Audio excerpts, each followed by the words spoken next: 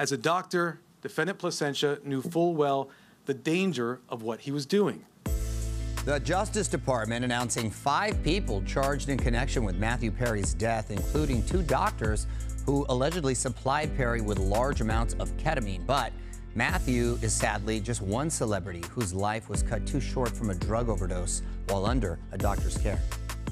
There is a misconception that dangerous drug dealers can only be found standing on street corners. Sometimes they can be found at your doctor's office. It's been 15 years since Michael Jackson died from an overdose of propofol in 2009, but his passing still calls into question how celebrities fall prey to drugs supplied by their doctors. Trial attorney Misty Marris explains why his death became one of pop culture's most shocking tragedies. Not since Elvis had there been such a huge star like this who had died. I need an ambulance as soon as possible, sir. Dr. Conrad Murray had been routinely giving Jackson propofol to ease his insomnia. It's usually only used in a hospital to put people under for surgery. Dr. Murray was charged with involuntary manslaughter. Dr. Murray didn't take the stand during the trial, but he did agree to speak to the Today Show Savannah Guthrie, and the tense interview played out like a cross-examination. You don't call 911 for 20 minutes.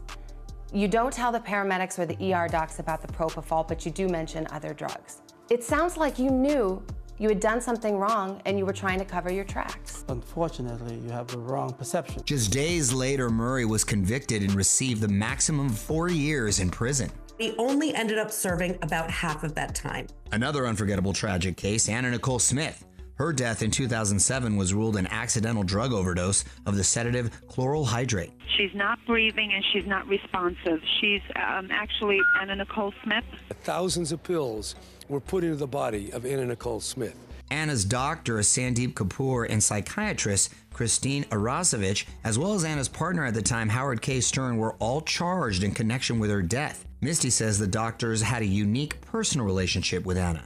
Dr. Kapoor was filmed partying with Anna, and Dr. Christine was part of Anna's entourage when she lived in the Bahamas. It's now sadly ironic looking back on this photo of Anna and Dr. Kapoor at a 2005 parade. His t-shirt says, "Trust me, I'm a doctor." After Anna died, Dr. Kapoor gave his first and only interview to Access Hollywood. Well, people, I mean, they see her in these interviews and she's slurring. Why did she slur?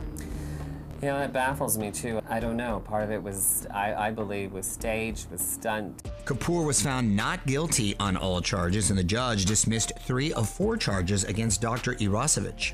He let stand 1 count of unlawfully obtaining a prescription by using a false name, but he reduced it to a lesser misdemeanor.